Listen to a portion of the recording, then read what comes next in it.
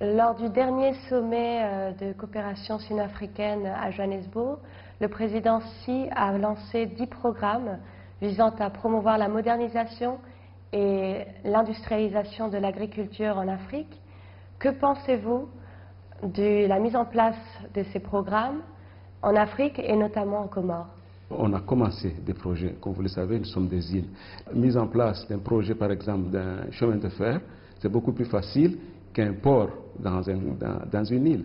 Donc nous, par exemple, aux Comores, depuis le sommet de Johannesburg, on a commencé à faire des études pour la construction des ports et d'autres projets, mais pour le moment, on n'a pas encore mis en œuvre ce projet. Et comme c'est un projet pour la Chine et l'Afrique, si le Kenya ou le Djibouti bénéficient de ces retombées, nous, les Comores aussi, on bénéficie. Bon, le Kenya pouvait être un hub pour les Comores, donc on bénéficie aussi. Est-ce qu'il y a des domaines dans lesquels vous souhaiteriez approfondir la coopération avec la Chine?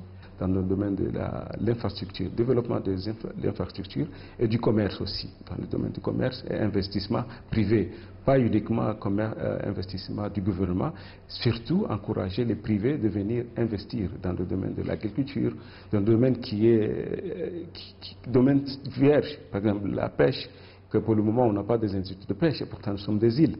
Donc ça a été laissé comme ça par les anciens colons qu'ils n'ont pas développé pour leurs intérêts peut-être, mais nous on voulons que la coopération avec la Chine soit dominée par ce développement de l'infrastructure et de domaines qu'on peut développer.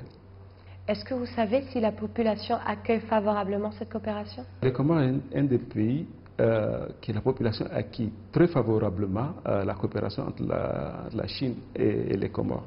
Car la Chine était parmi les premiers pays qui a reconnu l'indépendance des Comores. Donc tous les Comoriens, depuis l'indépendance, nous on a la relation diplomatique avec la Chine depuis notre indépendance. C'est parmi les premiers pays qui a reconnu les Comores.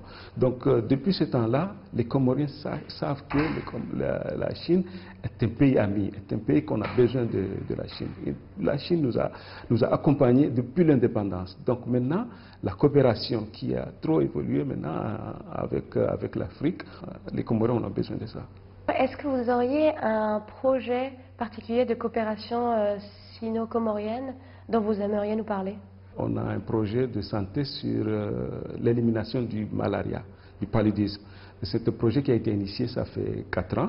Et malaria est une des épidémies qui tuait des Comoriens. Il y a 5 ans, on avait environ 500 à 1000 cas par an. Et maintenant, on est retombé jusqu'à presque à 0 ou à quelques cas. Et ce sont des cas qui viennent de l'étranger ou des gens qui n'ont pas pris le médicament que la Chine nous a offert.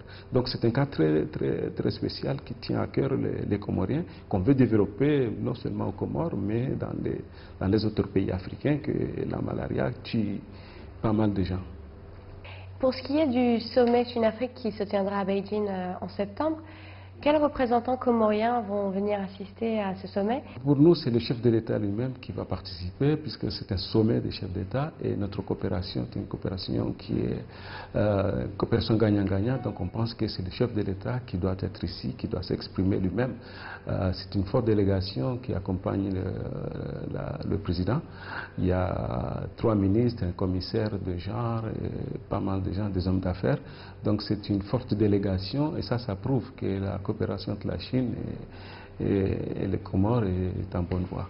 Donc ils vont arriver bientôt pour le sommet Chine-Afrique.